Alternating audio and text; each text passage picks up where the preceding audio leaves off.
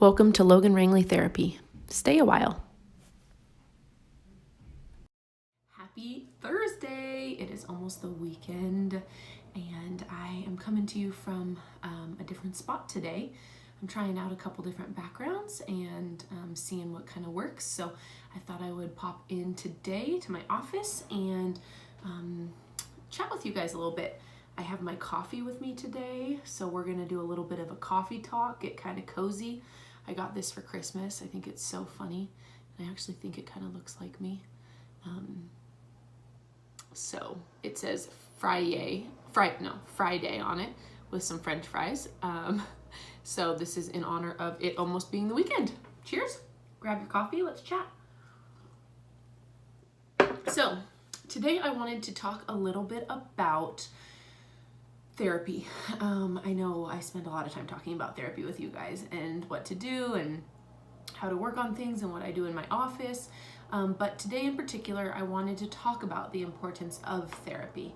I get a lot of clients coming into my office feeling ashamed and uncomfortable that they had to come to therapy and frustrated that they didn't have the skills themselves to get through the stuff that they're working on. And it really, really saddens me when I hear this happening and when I hear clients struggling with coming into my office, because it doesn't have to be a really shameful or embarrassing thing. And I think our society is moving in that direction to normalize it better and to make it feel less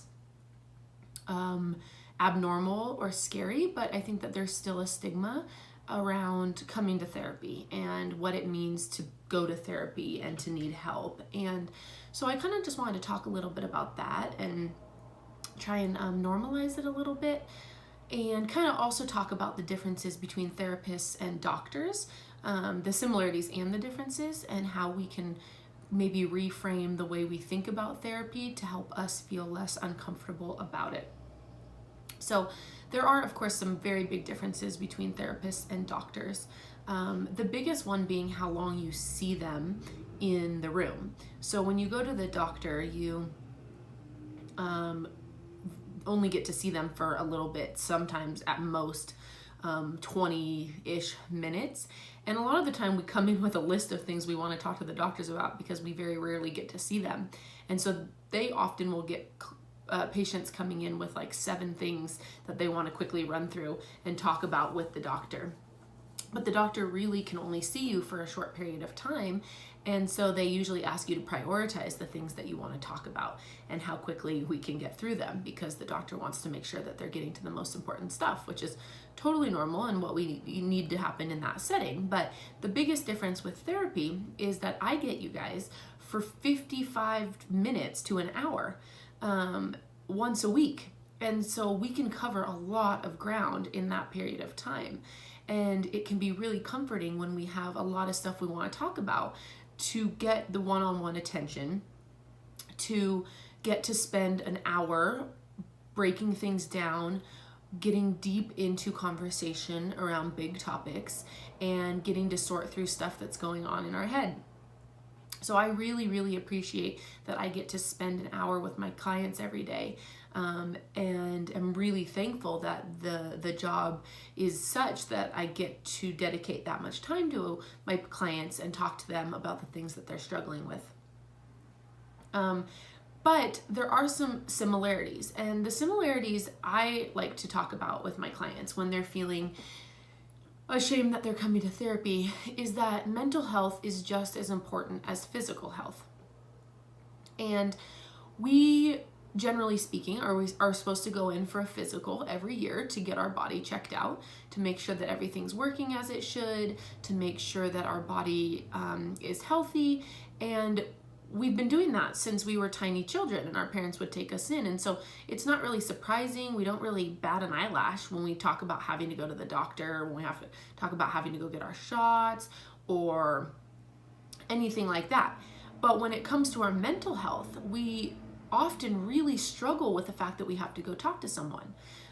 When our knee is hurting, or when we have the stomach flu, or we have a rash, or we have something that involves us needing to go to quick care or to our doctor, we go because we can't take care of it ourselves. We might have tried taking medicine, we might have tried sleeping for a couple days and resting, and sometimes it doesn't work, and so we have to go to the doctor. And we don't really think twice about it. We just go because they know how to take care of us. It's the same for therapy. When we're struggling with anxiety or depression or adjusting to a new life change, we sometimes need an outside source to help us figure out what's going on.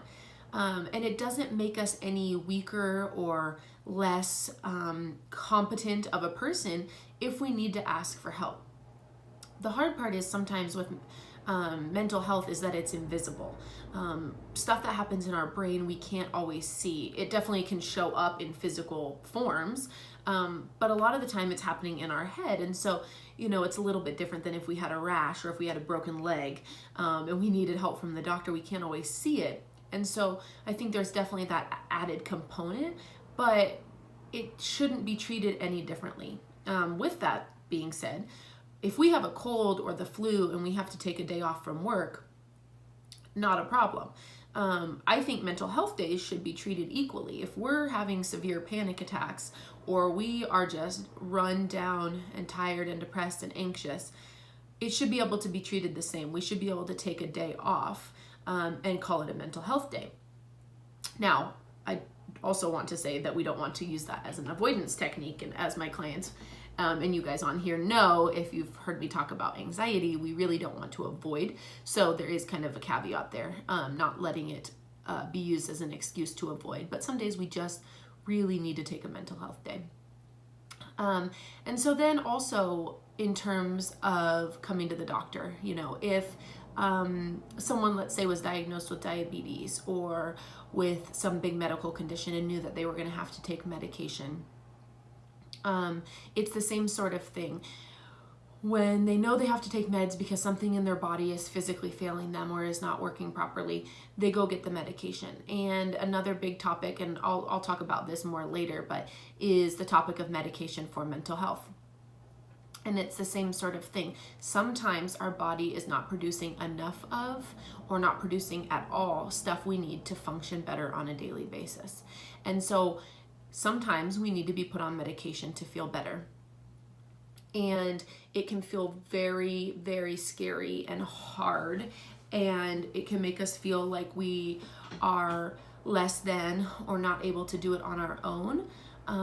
But I really, really like to change the narrative and put it in new perspectives to hopefully normalize it a little bit better if we can connect it more similarly to when we have physical health stuff. I personally think that everyone should have access to a therapist and should be able to check in, at least once a year to make sure that they're doing okay. I think that we would have a lot less problems if people had easier access to therapists or felt comfortable enough coming in to talk to a therapist, because then we would be able to get ahead of these problems faster than 6 months down the road suffering severely from depression or anxiety or adjustments or even bigger diagnoses, and being able to get ahead of them and making sure that we're taking the proper steps to feel better. Coffee. It's early. I'm trying to get this done before I head to work. So I kind of just wanted to talk about why I feel that therapy is not only crucial, but can be normal and not feel so different and weird. If we can treat it like we treat going to the doctor, and almost even better because we get to have you guys for an hour in session, so we can talk about a lot more things.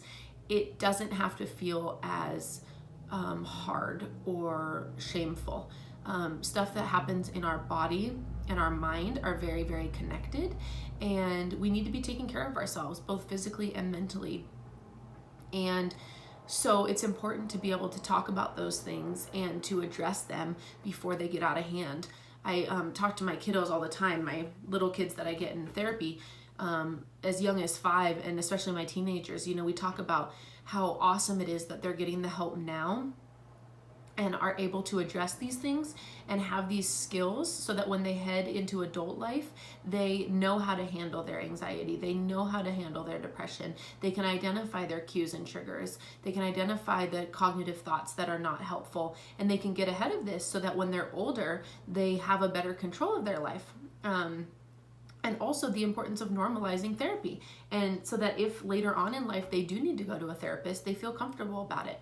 And then they can teach their children the importance of taking care of themselves and mental health and physical health.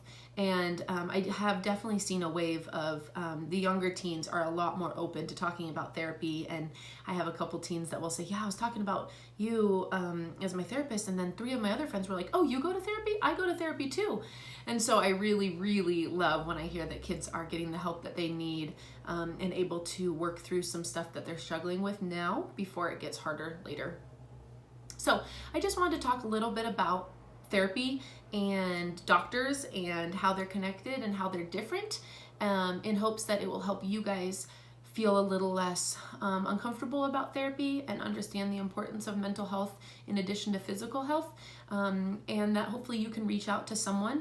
If you have any questions, feel free to reach out to me about where you can find a therapist or what type of therapist can help you with what you're going through. So I hope you guys have a wonderful day, and cheers heading into the weekend. Enjoy your cup of coffee, and I will see you guys next time I'm on here. Bye.